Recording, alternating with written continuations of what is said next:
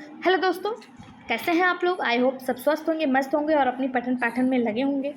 आज हम लोग पढ़ेंगे 1857 का विद्रोह। इसके पहले हम लोग बिहार में हुए सभी विद्रोह के बारे में जानें।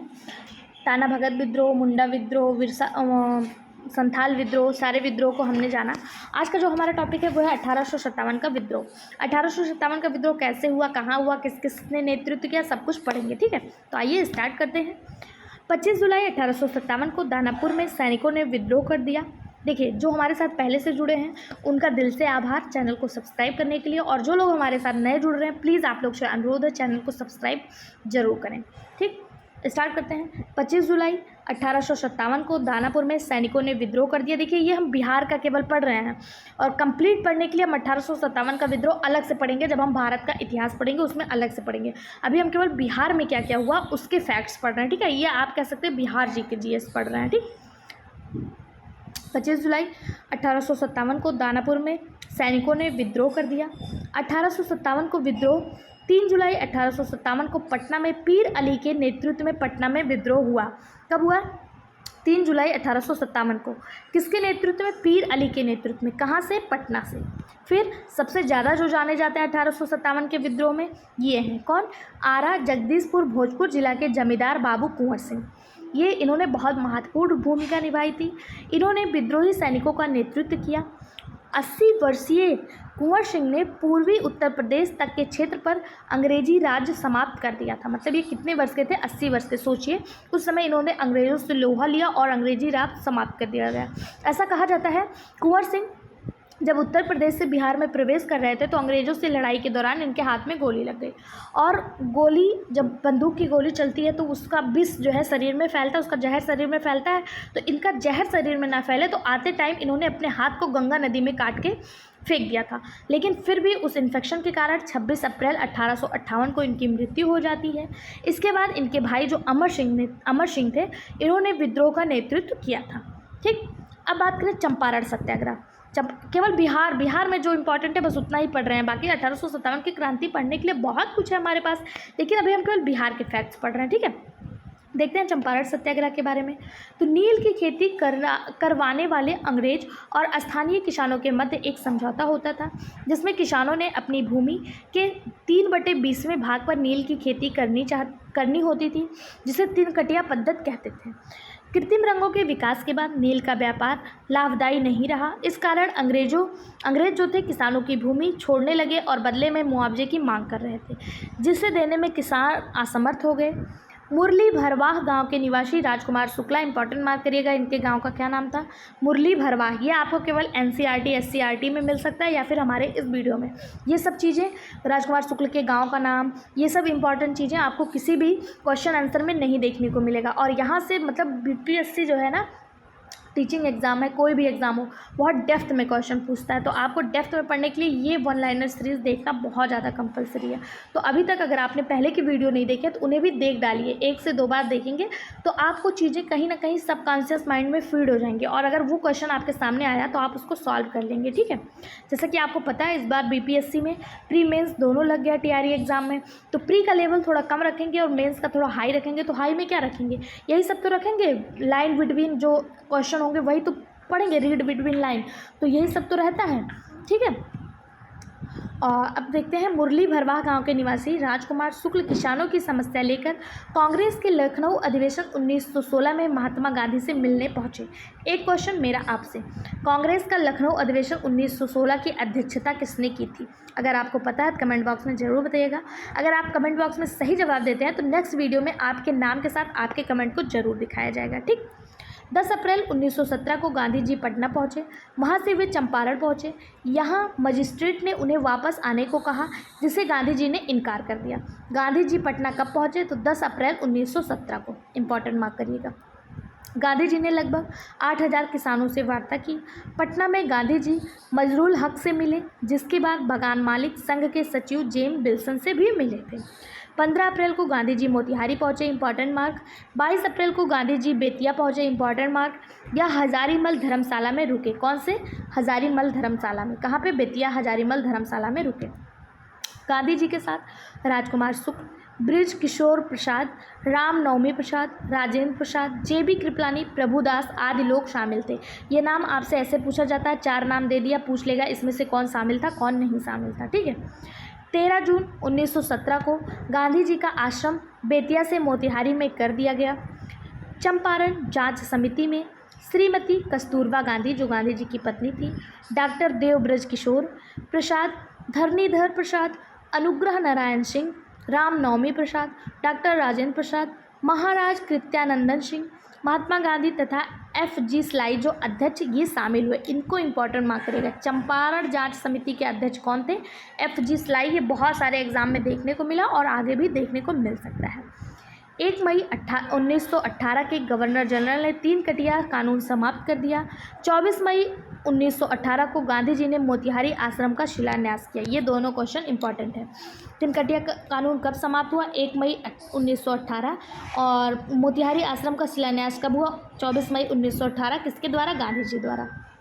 किसान सभा की बात करें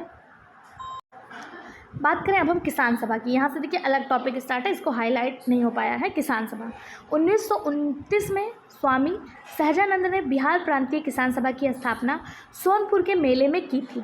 स्वामी सहजानंद अध्यक्ष तथा श्री कृष्ण सिंह सचिव बने। ठीक है। अगर पूछा जाए किसान सभा, बिहार प्रांतीय किसान सभा की स्थापना किसने की? स्वामी सहजानंद सरस्वती ने। ठीक है। 1936 में लखनऊ में अखिल भारतीय किसान सभा का गठन हुआ। अखिल भारतीय किसान सभा का गठन कब हुआ? 1936 में। बढ़िया ताल या बकारत आंदोलन, लगान अदा न करने पर किसानों की भूमि जमींदार के पास चली जाती थी, जिसे बकासत कहते थे। ये अलग टॉपिक है। ठीक है। बढ़िया ताल या बकारत नहीं, बकासत आंदोलन होना चाहिए। यहाँ रा नहीं होना चाहिए, यहाँ सा होना चाहिए। ये क्या होता था? तो लगान अदा न करने पर किसानों की भूमि जमींदार के पास चली जाती थी, इसी को क्या कहते थे? बकासत कहते थे। ठीक है। अब बात करें कार्यानंद शर्मा के नेतृत्व में मुंगेर में 1936 से 1938 में बकासत आंदोलन चला था। अब देखते हैं खिलाफत आंदोलन। किसको? खिलाफत आंदोलन। खिलाफत आंदोलन 1919-1920 में हसन इमाम के नेतृत्व में पटना में हुआ था। इसको भी इंपॉर्टेंट मार्क करिएगा, ये अलग टॉपिक है। खिलाफत आंदोलन 1919-1920 में हसन इमाम के नेतृत्व में कहाँ पे हुआ था? पटना में हुआ था। असहयोग आंदोलन बिहार से कैसे संबंधित था? तो असहयोग आंदोलन डॉक्टर राजेंद्र प्रसाद, ब्रिज किशोर प्रसाद, मजरूल हक, हसन इमाम, मोहम्मद शफी आदि प्रमुख नेताओं ने बिहार में असहयोग आंदोलन का नेतृत्व किया था। ठीक है। अभी हम केवल बिहार का ही पढ़ रहे हैं, इस बात को दिमाग में रख के चलिएगा। ठीक है। फिर द मदरलैंड नामक अखबार मजरूल हक ने छापा था। ये इंपॉर्टेंट है, ये क्वेश्चन पूछा जाता है। मदरलैंड नामक अखबार किसका है? तो मजरूल हक का है। 1 अगस्त 1920 से 12 फरवरी 1922 तक यह आंदोलन चला। कब से कब तक? 1 अगस्त 1920 से 12 फरवरी 1922 तक। ठीक। 1922 में कांग्रेस का गया में अधिवेशन हुआ, जिसके अध्यक्ष चित्तरंजन दास जी ने देशबंधु के नाम से जाना जाता है। Important mark. 1922 के कांग्रेस के गया अधिवेशन के अध्यक्ष कौन थे? चित्तरंजन दास। चित्तरंजन दास को किस नाम से? देशबंधु के नाम से जाना जाता है। अब बात करेंगे बिहार सोशलिस्ट पार्टी की। ये अलग टॉपिक है। ठीक है। बिहार सोशलिस्ट पार्टी रामानंद मिश्रा, गंगा नारायण सिंह ने 1931 में बिहार सोशलिस्ट पार्टी की स्थापना की। ये इंपॉर्टेंट मार्क। कब की? 1931 में। नासिक जेल में 1933 में आचार्य नरेंद्र देव, जयप्रकाश नारायण आदि ने अखिल भारतीय समाजवादी संगठन बनाने की योजना बनाई। 1934 में पटना में बिहार सोशलिस्ट पार्टी की औपचारिक स्थापना हुई। कब हुई? 1934 में। इसी वर्ष कांग्रेस सोशलिस्ट पार्टी की भी स्थापना हुई। कब? 1934 में। अब बात करेंगे सबने अवज्ञा आंदोलन बिहार में कैसे सक्रिय रहा, केवल बिहार में देखेंगे। ठीक है। 1929 में कांग्रेस की लाहौर अधिवेशन में पूर्ण स्वतंत्रता का प्रस्ताव पारित हुआ। 26 जनवरी 1930 को स्वाधीनता दिवस मनाया गया। Important mark, very important mark. तभी से 26 जनवरी के दिन अभी भी हम लोग मनाते हैं रिपब्लिक डे। ठीक है। 26 जनवरी 1930 को स्वाधीनता दिवस मनाया गया। राजेंद्र प्रसाद ने महात्मा गांधी की सहमति से चौकीदारी कर की न अदायगी का आंदोलन चलाया। क्यों? क्योंकि उस समय पूरे भारत में नमक कर आंदोलन चल रहा था और बिहार में कोई समुद्री तट नहीं था, तो यहाँ पे क्या चलाया गया? चौकीदारी कर चलाकर नमक कर का समर्थन किया गया। ठीक। बिपिन बिहारी वर्मा के नेतृत्व में सारण और चंपारण में नमक सत्याग्रह आंदोलन चलाया गया। डॉक्टर राजेंद्र प्रसाद और कृपलानी ने मोतिहारी में नमक कानून भंग किया। किसने किया? डॉक्टर राजेंद्र प्रसाद और JB कृपलानी। कहाँ पे? मोतिहारी में। मुंगेर के बरही में सरकारी तंत्र निष्प्रभावी हो गया। भारत छोड़ो आंदोलन 9 अगस्त 1942 को भारत छोड़ो आंदोलन शुरू हुआ। कब शुरू हुआ? 9 अगस्त 1942। इंपॉर्टेंट मार्क, भारत छोड़ो आंदोलन कब शुरू हुआ? 9 अगस्त 1942। ऑपरेशन जीरो आवर चलाकर सरकार ने सभी बड़े नेताओं को गिरफ्तार कर लिया। देखिए यहाँ पे हर एक लाइन का अपना अलग वैल्यू है, किसी भी लाइन से क्वेश्चन पूछा जा सकता है, लेकिन जो इसमें भी मोस्ट इंपॉर्टेंट है उसको मैं स्टार मार्क करते हुए आगे बढ़ रही हूँ। आप चाहें तो कॉपी पेन लेके एक जगह नोट कर लीजिए, नहीं तो अगर आप लेट के पढ़ रहे हैं, चलते हुए पढ़ रहे हैं, देख रहे हैं, कहीं बाहर बैठे हैं और पढ़ रहे हैं, तो आपको क्या करना है, हमारा टेलीग्राम चैनल ज्वाइन कर लेना है। वहाँ पर आपको ये PDF फ्री ऑफ कॉस्ट मिल जाएगा। और इतना मतलब आपको इसको प्रिंट कराने में बहुत ज़्यादा चार्ज भी नहीं आएगा, क्योंकि ये बहुत अच्छे से कम स्पेस में टाइप हुआ है। तो आप इसको प्रिंट करा लेंगे, 8-10 पेज में आपका पूरा प्रिंट निकल जाएगा, पूरा इतिहास की जो है निकल जाएगा। तो इसको आप रिवीजन करते रहिएगा। अगर फिर भी नहीं हो पा रहा आपसे, तो आप खाते टाइम, चलते टाइम, घूमते टाइम, खेलते टाइम ईयरफोन लगा लीजिए कान में और वीडियो लगा लीजिए, सुनते रहिए, आपको चीज़ें याद हो जाएंगी। ठीक है। ऑपरेशन जीरो आवर चलाकर सरकार ने सभी बड़े नेताओं को गिरफ्तार कर लिया। 11 अगस्त को पटना सचिवालय कांड में कई छात्रों की जान चली गई। छात्रों के जुलूस पर जिला अधिकारी जी आचार्य ने गोली चलवाई। किसने चलवाई? जी आचार्य, इनका नाम याद रखिएगा। डॉक्टर राजेंद्र प्रसाद को बांकीपुर जेल में रखा गया। यहाँ से भी क्वेश्चन पूछा जाता है कि किस जेल में रखा गया? बांकीपुर जेल में। आज़ाद दस्ते का गठन जयप्रकाश नारायण ने किया। इंपॉर्टेंट मार्क, आज़ाद दस्ते का गठन किसने किया? जयप्रकाश नारायण ने किया। स्वतंत्रता प्राप्ति 9 दिसंबर 1946 को संविधान सभा के अस्थायी अध्यक्ष डॉक्टर सच्चिदानंद सिन्हा को बनाया गया। ठीक है। और अस्थायी अध्यक्ष कब बने? 11 दिसंबर 1946 को डॉक्टर राजेंद्र प्रसाद। एक चीज़ यहाँ से बता देते हैं जिसमें बच्चों को बहुत ज़्यादा कन्फ्यूजन रहता है, क्या 9 दिसंबर के बाद 10 दिसंबर को भी संविधान सभा बैठक हुई थी कि नहीं हुई थी? तो हुई थी। ये तीसरा बैठक है और ये पहला बैठक है। ठीक है। बीच में भी एक बैठक हुआ था। जनरली हम लोग पढ़ लेते हैं कि 9 दिसंबर को संविधान सभा के अस्थायी अध्यक्ष बने, 11 दिसंबर को अस्थायी अध्यक्ष बने, तो हमें लगता है ये दूसरी बैठक है, लेकिन बीच में 10 को भी बैठक हुई थी। ठीक है। ये तीसरी बैठक था। अगर पूछ लिया किस बैठक में, तो तीसरी बैठक में डॉक्टर राजेंद्र प्रसाद अस्थायी अध्यक्ष बने थे। ठीक। 30 मार्च 1946 को श्री कृष्ण सिन्हा के नेतृत्व में बिहार में प्रांतीय सरकार का गठन हुआ। Important mark.